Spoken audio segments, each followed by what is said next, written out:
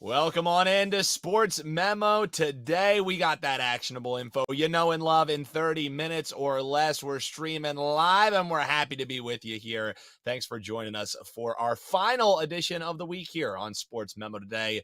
And as I promised on Tuesday, it's the all Matt edition. Matt Joseph's going to be batting leadoff for us. And apropos mentioning batting leadoff, because he's got an MLB look ahead play. I can't believe it's already baseball time already. We're also going to talk a game going tonight on the hardwood, and then we're going to be chatting with Moneyline Matt. He's got an overview of this Thunder and Jazz game. Yes, the NBA finally back after the little all-star break, so full slate of action tonight. Also a prop play he's going to be dropping for you to end the show. So why don't we get right into it? Welcome in guest number one. Find him at sm.buzz/MJ. It's Matt Josephs. And Matt, always a pleasure having you on here. And I know you are ready and raring to go as baseball right around the corner. Those K-props, it's going to be time to be breaking those down pretty soon. How's it going, brother?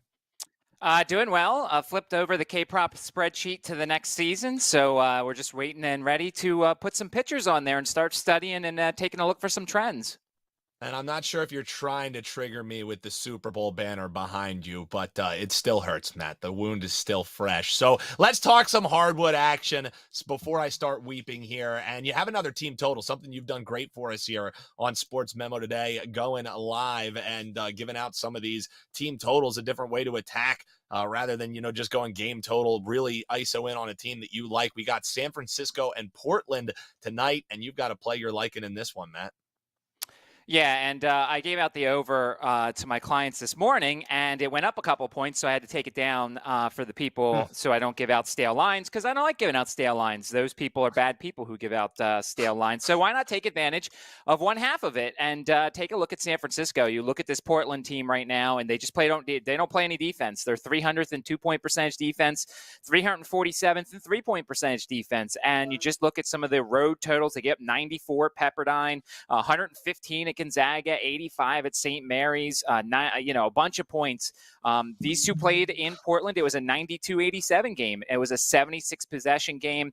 It's still part of the over. I like this part, but why not take the better offense at home against the really bad defense and look at the San Francisco Dons over their point total here?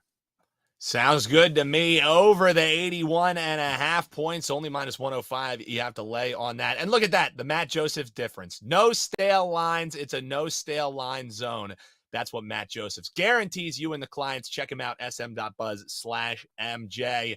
And Matt, I'm just super excited that we actually have some baseball to talk here. I can't believe the year is flying back that we already have some of these look ahead plays. Something that you always like getting into and releasing to your clients too is getting ahead of some of these not quite win total bets, but some of these more niche prop plays that you can even look at heading into Major League Baseball season. So a team that you know well with the area that you're in is those Washington Nationals, and you have a way to break down. Maybe they're not going quite streaking throughout the season. What are we thinking, Matt? Yeah, and really this is where it comes in to have multiple books, multiple options, because all the books offer different things, and kind of taking advantage of some early prices here. And you look at the Washington Nationals last year, they won 55 games, and basically they added to their rotation Trevor Williams. That's about it. They've got some youngsters. You look at Cade Cavalli, who they're very excited about. Mackenzie Gore, who's not bad out of the lefty. But I was going through DraftKings, and I was taking a look. They have a section where it says the longest win streak of the season. And I saw the Washington Nationals one, and it was the lowest one of them all. But it was plus money on the under. It was 4.5. And then I took a look at last year, and I saw the Nats never won 5 games in a row. I don't even think they won 4 games in a row last year. And with a pitching rotation that's going to include the human loss, Patrick Corbin, Trevor Williams, who's not very good, some of these other guys, they're going to have some starters. Some of these young guys are not going to pitch all season. So towards the back end, you're going to really scrape for starting pitchers here. So since it was a plus price, I decided to take a look at under 4.5 wins for the Washington Nationals' longest win streak this coming season. It's plus 140. It's a great price to take advantage of it. So right now we're just looking for plus prices and values like that. So we're looking at under 4.5 wins, the longest win streak for the Nationals this coming season. So they're not going to be going streaking according to Matt Josephs there, the Nationals under. And I completely agree with you, especially when you're looking at these future prices. If you're going to tie up some of your bankroll, it better be some plus money and a good price, a play that makes sense. Matt just gave you a free one there.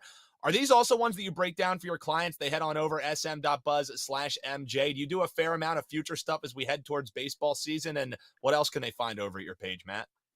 Yeah, certainly. We'll take a look at some win totals and things like that. Obviously, spring training hasn't gotten underway yet, so you kind of want to wait a little bit, make sure there's no big injuries or anything like that. But this is kind of the time when you look at the player props.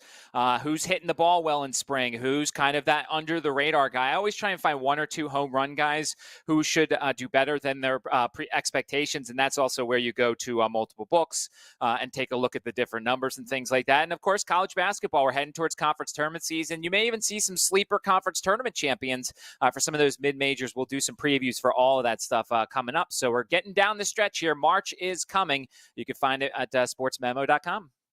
Yeah, and as Matt Josephs mentioned, some of those conference tournaments, keep your eyes peeled because this Monday, a little birdie told me we have one heck of a special coming for you college basketball hoops nuts that will get you all the way through March Madness. So keep your eyes peeled. It coming next week. Matt Josephs, one of the best in college basketball, so you're going to want to take advantage of that one. Huge thanks to Matt Josephs. And as I said, it's an all Matt edition here. We got Moneyline Matt. We go from mid-major Matt to Moneyline Matt. The alliteration just never ceases to amaze me with you guys. sm.buzz/MLM. And Matt, always a pleasure to see you, brother. And I know you're probably happy that the NBA respite is over because prior to that, Yes. it was like an 8-2 run on the last NBA pick. So I'm hoping, you were seeing it well beforehand. Let's carry that into the second half, right? Yeah, man, definitely seeing it well right now. 6-0 run, UFC, NBA, 8-2 in the NBA, and the only two that I lost were actually when Jaylen Brown broke his face and Fernay Simons actually twisted his ankle in the third quarter when he had 17 points, needed to go over 20 and a half. So definitely seeing it well right now. With the NBA, sometimes that stuff just happens. But now that we're past the All-Star break, this is that time. It's grind time for a lot of these NBA teams. This is when you make the push. The minutes get a little more consistent. The usage gets more consistent, things of that nature. So really excited to get back into the NBA and talk with everyone here. Well, Matt, all you have to do is just complain on Twitter. When your players get injured and you lose a prop because of it, then you just cry about it on Twitter and you say, hey, we want the refund. We want the refund. You get enough people whining about it, then the books will get it done. So no injury protection, unfortunately, for you. Well, hey, since NBA's back, let's just start with a brief overview that you have on this Thunder and Jazz game because there was some interesting line movement in this one as Utah opens up as a 3-point favorite. And now it's down to a pick 'em in some spots. Sure, there's still some -1s floating out there, but money coming in on OKC. So any thoughts on why that is? You agree with it? You disagree with it? Or in true Moneyline Matt fashion, are you just going to try and attack it prop-wise?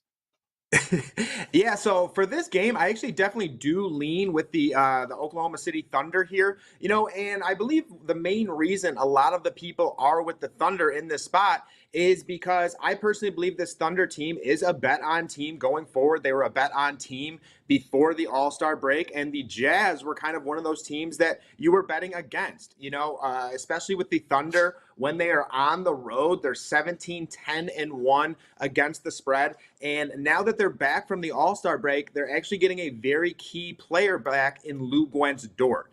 As for the Jazz, this is also a team that does play better at home. They're 16-13-1 against the spread at home this season, but one of their key guys in Colin Sexton, who is running the point guard, will be out in this matchup. You have to remember that Mike Conley was traded at the trade deadline, so they don't really exactly have a true point guard at this point in time. Colin Sexton's not really even a true point guard either. So without him, that means Jordan Clarkson is going to get a lot of the usage, a lot of the shots. He's going to try and do a lot of the facilitating. He's not much of a facilitator. And me personally, his line is currently at 22.5, and he's going to draw that matchup from Lou Dort. And again, Dort is a huge addition for this Thunder team. He's one of the best guard defenders throughout the entire NBA. So if you've watched Jordan Clarkson, you know how streaky he is. You know how inconsistent he can be. And when he's that main option, that's generally not when he succeeds, actually. So again, his number's at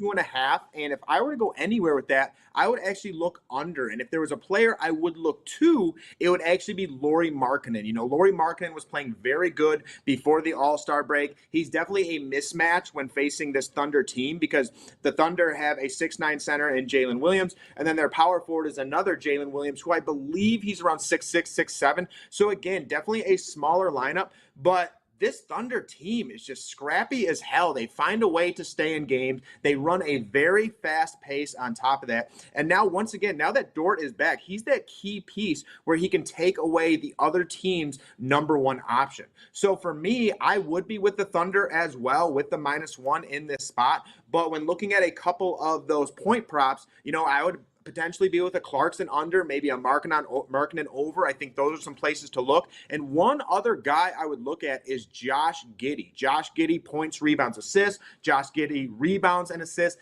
This is a really good spot for him. It's going to be a very fast-paced matchup. We know Giddey loves to do the facilitating. Giddey is also the primary rebounder for the Thunder at this point in time on top of that. So I think Josh Giddey is definitely a good look there as well. But if I were to go anywhere in this matchup, I would be with the Thunder too.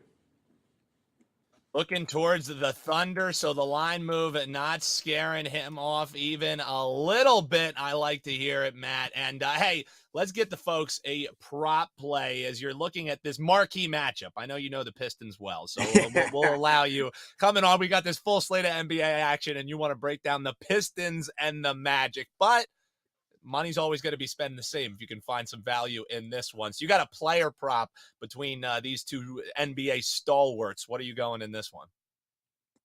Yeah, and I think if you guys have been following me for some time, I don't always go with the big stars in terms of the player props and things like that. So for me, this name might surprise some people a little bit, but it's Franz Wagner over 17.5 points against the Detroit Pistons. And in this spot, Franz Wagner and the Orlando Magic face off against the Pistons at home. This is a -7 spread for the Orlando Magic and a 228 total. And for me personally, I think this is the perfect spot for Franz Wagner. For one, because they're facing a Detroit Pistons team who is 29th throughout the NBA in points given up per game and 29th in field goal percentage given up per game on top of that. With that being said, if there is a strength with this Detroit Pistons defense, it's with Jalen Duren in that middle, rocking that 5 position, and then it's with Big Stu rocking the 4. Those guys are big bodies. They rebound the basketball well. Duren is actually a very good shot blocker for a rookie. So again, just big bodies. You're not exactly looking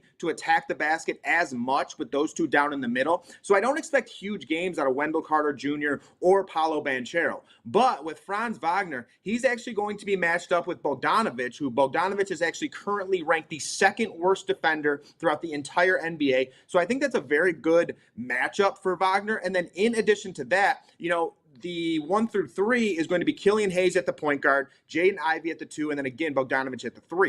And Jaden Ivey is actually top 10 worst in defense throughout the NBA as well. So the Pistons have 2 players in the starting lineup who are bottom 10 in defense throughout the NBA. So switching does not matter whatsoever. Franz Wagner is also that guy who can kind of sit down, hit those corner threes, things of that nature. I already said the Detroit Pistons give up the 29th worst field goal percentage throughout the entire NBA. So again, just a very good spot. And then the stats actually back that on top of it. The Pistons are 8th worst throughout the entire NBA when facing a small forward. And with Franz Wagner on top of that, his home and away splits are actually around 2 points difference from home and away. When he's away, he averages 18 points per game, still above this current line at 17.5. And when he's at home, he averages 19.9 points per game. So plays far better in front of the home crowd. Again, I think this is a spot where it's going to be tougher for guys like Paolo Banchero and Wendell Carter Jr. So because of that, I think Franz Wagner gets additional looks here. The play tonight is Franz Wagner over 17.5 points against the Detroit Pistons. Over the 17.5, says my man Moneyline Matt. Again, sm.buzz/MLM. Glad that the NBA is back. Happy to have you back on here talking some hoops. And it's not just been in the NBA prior to that little respite. UFC, where we talked to you on Wager Talk Extra, has been pretty good too. 6-0 run on the hardwood and in UFC action. So, Matt, you got anything locked and loaded for this weekend that people find over at your page? Oh yeah, we already got one play loaded for UFC Fight Night coming up. Got another look. It's an underdog play as well. We hit a nice underdog play last week, looking to keep that rolling. I have a round prop on top of that I'm going to be rolling with this weekend. And we are back with the NBA tonight. We will be locked and loaded with at least 2 or 3 plays. So head over there, check that out on a great run. 8-2 in the NBA, 6-0 with the UFC and NBA last 6. So definitely seeing things very well right now and just looking to keep it rolling. Moneyline Matt, grab those plays right this moment over there. And also head on over to the Wager Talk YouTube channel because Wager Talk Extra dropping later this afternoon. And Matt's going to break down 2 fights in the UFC, so don't miss out on that. Make sure you're liking and make sure you're subscribing so you never miss any of our great shows. Sports Memo TV or Wager Talk TV. And if you enjoy the show, that's all we ask you to do outside of check these guys out at sportsmemo.com. Take advantage of that deals page as always. That's going to do it for us. Big thanks to the Double Matt special. Matt Josephs and Moneyline Matt shutting us down. Also, big thanks to my producer, Eric, doing a terrific job, as always, behind the scenes. I'm your host, Dan Alexander, and we'll be right back here on Tuesday getting you actionable information in 30 minutes or less right here on Sports Memo Today.